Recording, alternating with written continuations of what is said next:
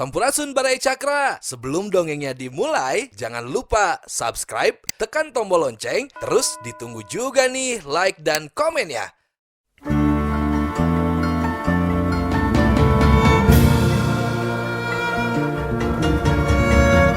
Baraya Cakra, parantos waktosna 80,5 FM Radio Cakra, midangkeun dongeng Sunda Dora-Dori. Simkuring sapara kanca ngahaturkeun wilujeng ngadangukeun.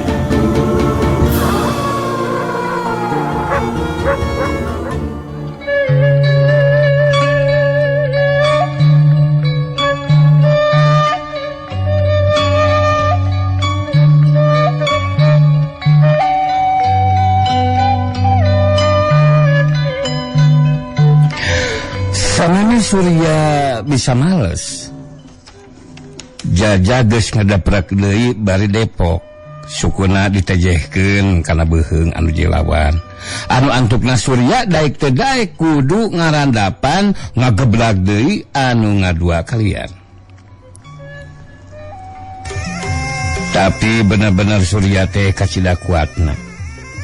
Kukitu teh mah maehna teh ngabogaan kakuatan talaga batin hasil gemlengan nu jadi bapakna. Kalawan sakit ceuk manehna geus ngajereg-jeg hudang deui. Lain we nafsuna anu beuki ngagugudug tapi kakagetna oge beuki nambahan mireungeuh gerakan anu jadi lawanna. Dina cung cacing cetna teh teu beda we ti ulin pamonyet. Tapi anu jadi anehna teh satiap deuk Depok oge lamun rek ngejatina Depokan kudu we sukuna ngaheulang anu datangna teu disangka-sangka pisan. Saeutik oge manehna teu nyahoeun kana ulin tanah seberang anu digunakeun ku Jajah harita. Anu sanajan geus dirobah ditambahan atawa dikurangan disaluyukeun jeung kabutuhna tetep we matak helok tur ngalieurekeun pikeun anu kakara nempona mah.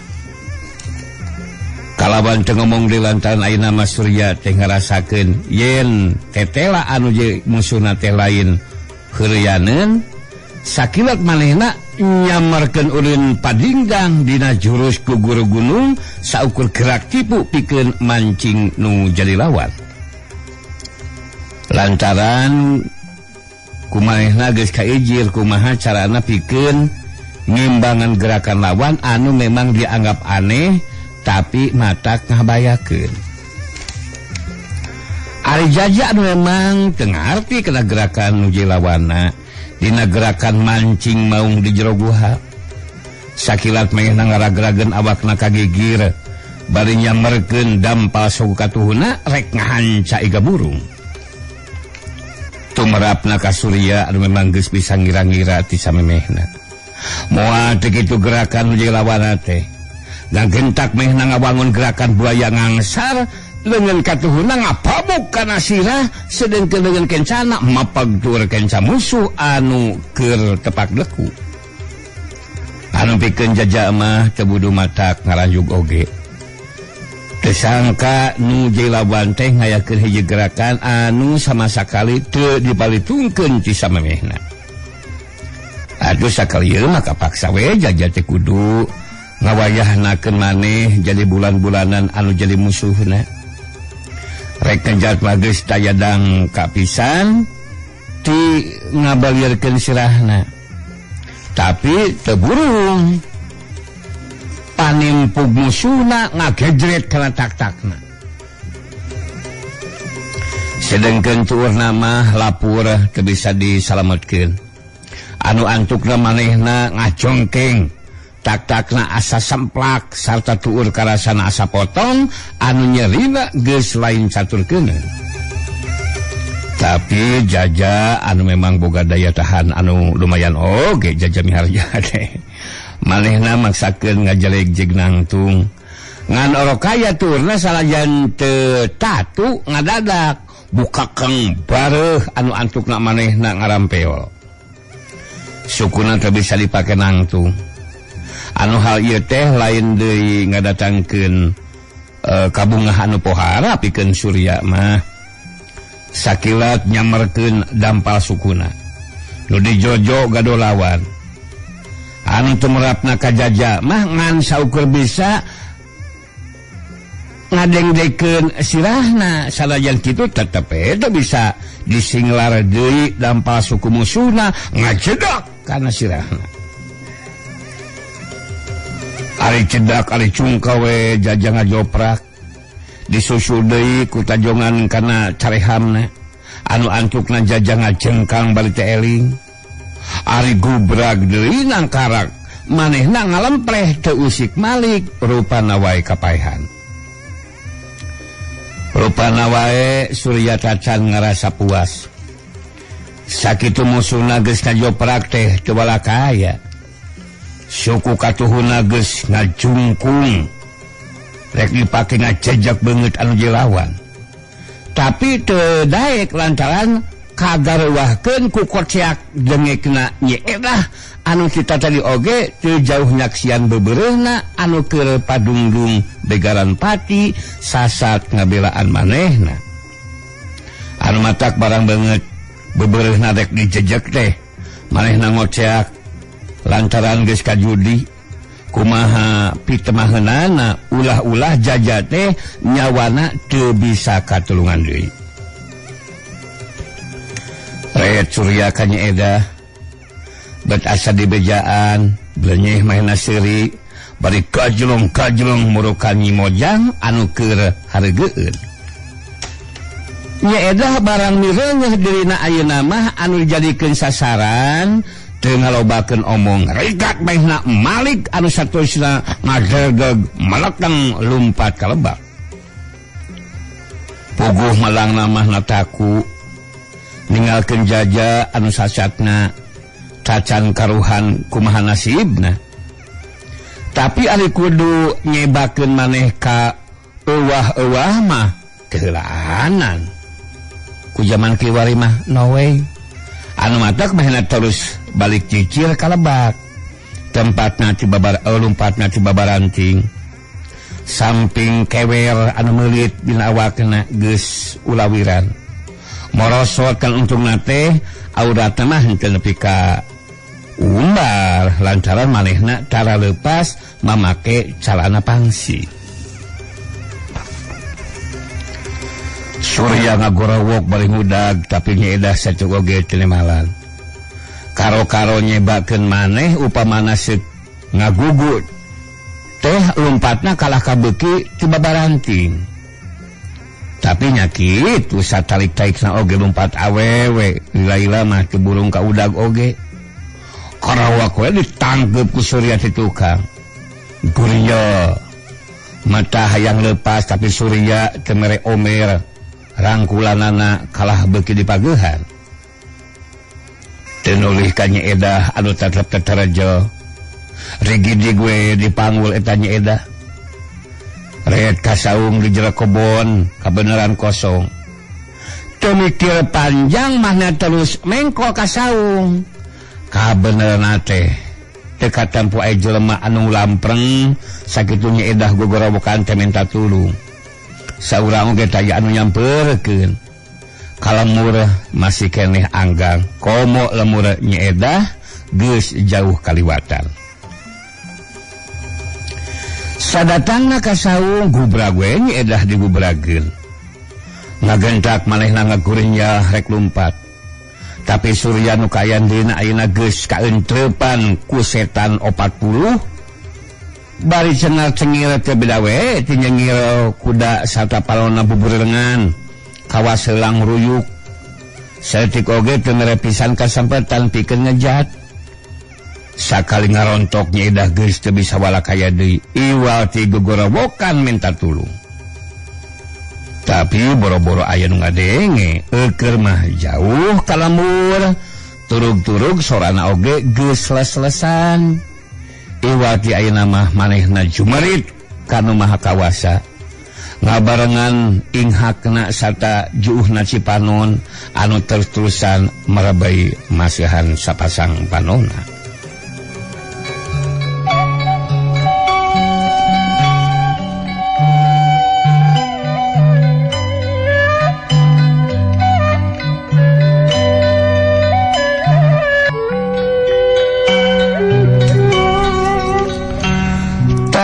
rupana wae Nyi Edah teh masih keneh ditantayungan ku Gusti anu welas asih baraya. Dumadakan teu lemur tonggoh nyaeta lemurna Jaja jeung lemurna Nyi Edah. Ting torojo bapana Jaja dibarengan ku tiluan tatanggana. Datangna kadinya teh lain ngan ukur kabeneran tapi dibejaan ku si Omi. Nyaeta adina Jaja anu keur waktu tadi nyaksian lanceukna Padungdung jeung Surya. Maehna teh rek nganturan lanceukna ka kebon anu kasampak teh ngan paculna we. Ari ditempo ka jalan horeng teh keur galungan. Atuh ngagentak maehna balik di ka lembur ngabejaan anu jadi bapana. Di bejaan kitu teh Panuria nyaeta bapana Jaja teu kira-kira reuaseunana kalawan dibaturan ku tiluan tatanggana geuwat muru ka tempat panuduhan anakna. Ari kasampak teh Jaja keur haharegungan kakara eling tina kapaehanana. Beungeutna garuneuk getih hubungan tapak pamiksa. Sanajan bayi tebuguh harasa oge Jaja bebeja ka bapana teh yen Nyi Edah tangtu keur aya dina bahaya. Lamun mahna lumpatna teu ka lembur tangtu mahna teh kalebak lantaran tadi teh kabireungeuh waktu manehna keur galungan keneh manehna nyaksian di behelebak. Ngadenge kitu tenglobakan ditatanya beracet we Panuria dibaturan kuduaan maruru kalebak. Kabeneran teh ngareret ka saung lebakeun kebon kabireungeuh deui di jauna aya ringkang-ringkang jelema. Geus sepanjang mikir deui sak we tiluanana ting gareblig maruru ka saung. Anu pikeun Surya mah barang adenge aya jelema anu lompatan muru ka saung. Sarta mun dititenan sorana mah tetela leuwih ti saurang. Geus mikir panjang deui culwe hancengan anungan sakop-kopeun teh geus teu dipalere deui. Dina kituna mah aya kasieun si brewekeng leuwih tah si koplok. Manehna leuwih mentingkeun kaselamatan dirina. Leheung-leheung mun manehna kuat ngalawanan kumaha mun kudu ngarandapan jadi pacundang. Geus tangtu bakal rugi anu kadua jeung katiluna. Gajeleng deug we manehna ngagunakeun jurus lengkah 1000 ngabecil bari teu luak liek di katukang. Tenolih kanu ngaberengbeng mabur. Panuria sabatu narikat maruru ka jero saung. Ari breh teh kacida matak ngagebeg na Baraya Cakra. Teu salah deui Nyi Edah. Mun teu kaburu katulungan mah geus pinasti bakal bobol karahayuan. Gancang we ku Panuria dirangkul anu saterusna dibawa kaluar ti dinya. Sajajalan Nyi Edah teu baleh sumegruk. Ari ras mikiran kayaan dirina bisa bae ngaranapan katunggaraan anu pohara. Bring nongoh kasampak teh Jaja keur cineluk ditungguan ku saurang batur tatanggana anu barang jol oge gabrug we Nyi Edah mah ngarangkul ka Jaja. Bari mudalkeun cimata teh manehna teureun-eureun sasamat melas melis ari ras ku kajadian dieu. Upama seug teu kaburu katulungan ku Panuria sabaturna geus hanteu jadi korban nafsuna jalma akara murka.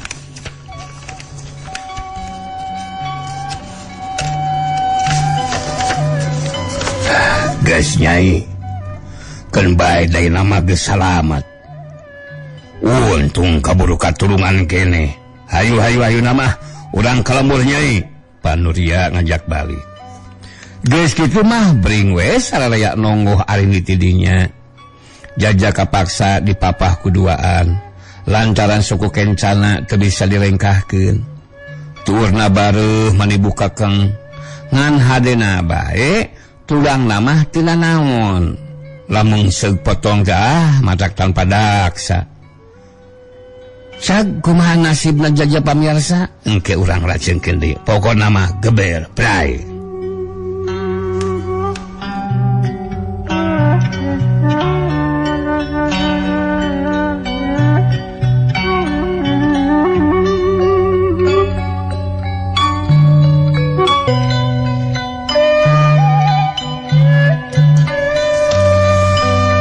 Betah-betana hirup di alam dunia sakitu geus aya puluhna taun es tuning teu karasa pisan nyaho-nyaho huntu pageuh geus mimiti lalocotan beuh asa kasiniran ya.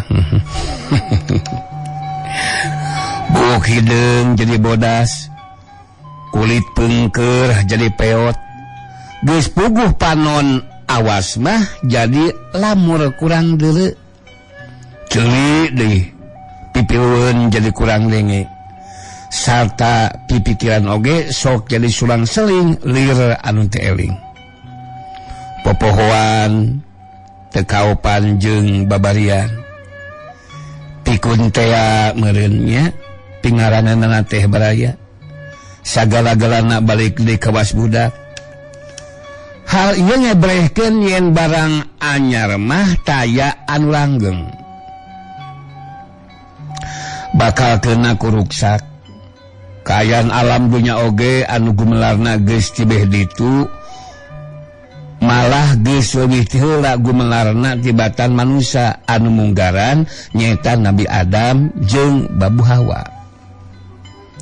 Ayeuna teh meureun geus kacida ropoh na sanajan katampo nama beuki lila beuki hegar cenghar hasil pagaweanana manusia-manusia nu kabeh dienakeun beuki motekar daya pikirna daya ciptana angkatan ngora anu leuwih maju mun dibandingkeun jeung angkatan samemehna.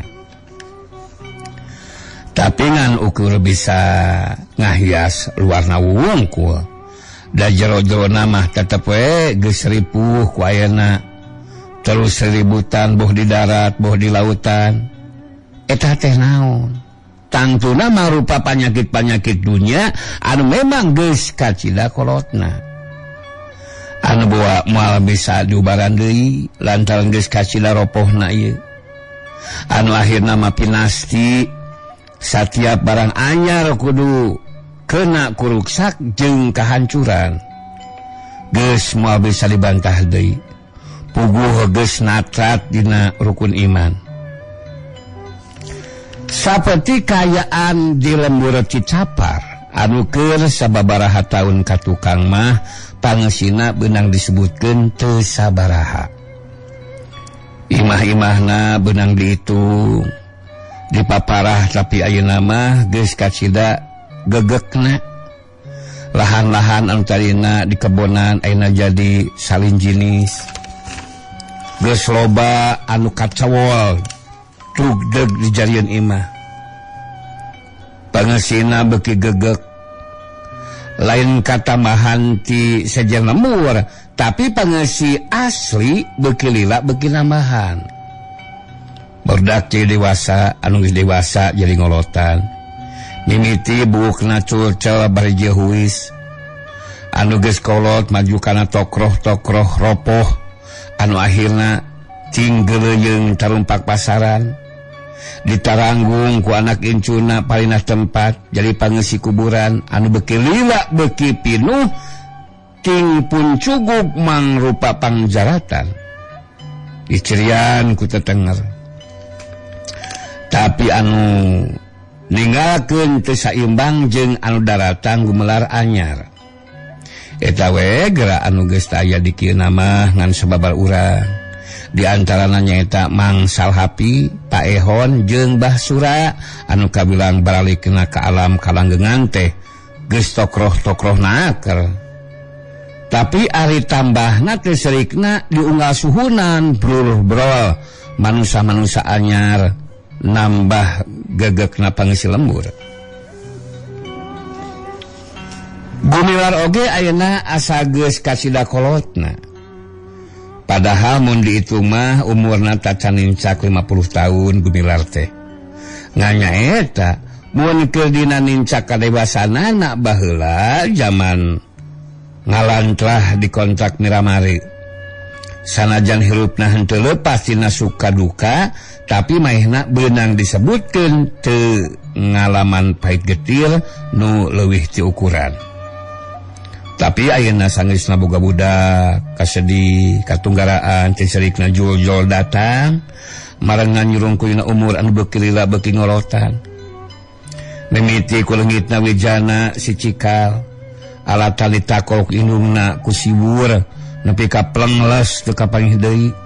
Taya beja, taya carita di mana ayana. Kungsi disusul ku asal ka ujung kulon, lantaran geus kanyahoan di babaku Bah Jagur. Tapi ulah boro-boro kapanggih dalah Bah Jagurna oge teu bisa katimu. Nu bisa kapanggih teh ngan ukur jamian anu ngaranna Pantan Padaksa Pakokolot. Lolong saeneng-eneng akibat baheula patalak jeung aki sahapi teh. Di paluruh di mana ayana Bah Jagur, cenah baheula oge geus lunta ti ujung kulon. Tapi teu disebutkeun ka mana-mana nama. Padahal anu sanyana mah Bah Jagur teh teu pindah teusing. Ngan bae maehna leuwih awas. Barang kanyahoan Gumilar jeung pamajid ngulampreng ka lemurna, manehna kadua anak kukutna geus miheulaan ngaralos. Disanghareupeun oge ayeuna mah geus taya untupan, komo deui daratangna duaan pisan. Sasat musuh-musuhna anu geus kanyahoan jajaten jeung wawasena. Geus kitu mah Gumilar balik deui ka Cicapar bari lengo. Mimiti jeung Nyi Alum atau jeung Nyi Arum timbul pasendatan leuleutikan. Anu jadi alatanna mah teu pira nyaeta ku leungitna budak. Gumilar keukeuh nyalahkeun anu jadi pamajikan. Galak teuing kanu jadi anak. Atuh Nyi Arum anu mun mimiti mah tara nemal mun digeleuleng teh tina ku geus ngarumasakeun boga salah. Tapi ari kalah ku hantem